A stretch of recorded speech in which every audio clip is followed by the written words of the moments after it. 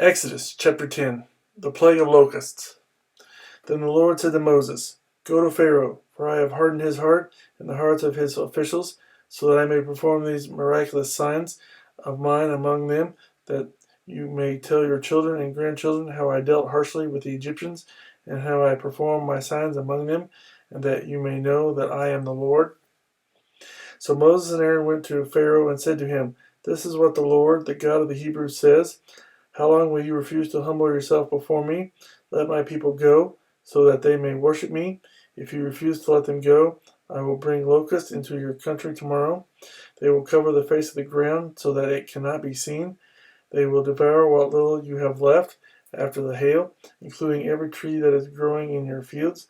They will fill your houses and those of all your officials and all the Egyptians, something neither your fathers nor your forefathers have ever seen from the day they settled in this land till now.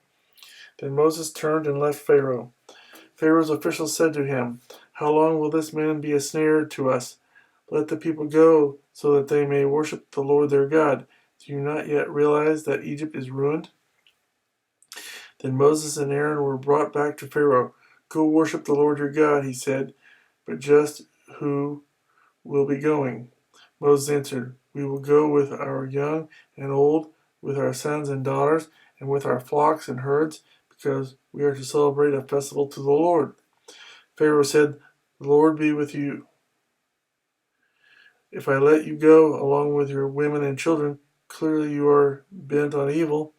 No, have only the men go and worship the Lord, since that's what you have been asking for. Then Moses and Aaron were driven out of Pharaoh's presence.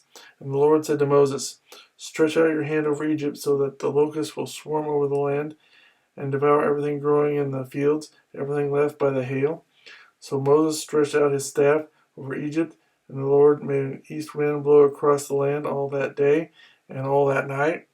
By morning the wind had brought the locusts. They invaded all Egypt and settled down in every area of the country in great numbers. Never before had there been such a plague of locusts, nor will there ever be again. They covered all the ground until it was black. They devoured all that was left after the hail, everything growing in the fields and the fruit on the trees.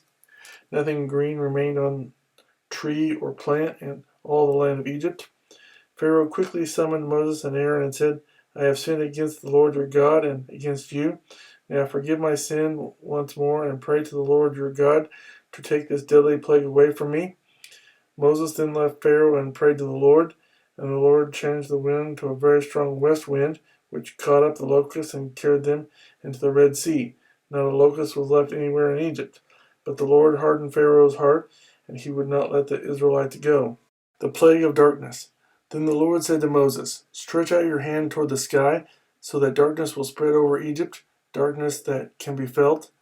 So Moses stretched out his hand toward the sky, and total darkness covered all Egypt for 3 days. No one could see anyone else or leave his place for 3 days, yet all the Israelites had light in the places where they lived. Then Pharaoh summoned Moses and said, Go, worship the Lord.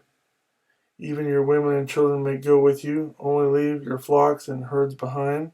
But Moses said, You must allow us to have sacrifices and burnt offerings to present to the Lord our God. Our livestock too must go with us. Not a hoof is to be left behind. We have to use some of them in worshiping the Lord our God. Until we get there, we will not know what we are to use to worship the Lord. But the Lord hardened Pharaoh's heart, and he was not willing to let them go. Pharaoh said to Moses, Get out of my sight. Make sure you do not appear before me again. The day you see my face, you will die.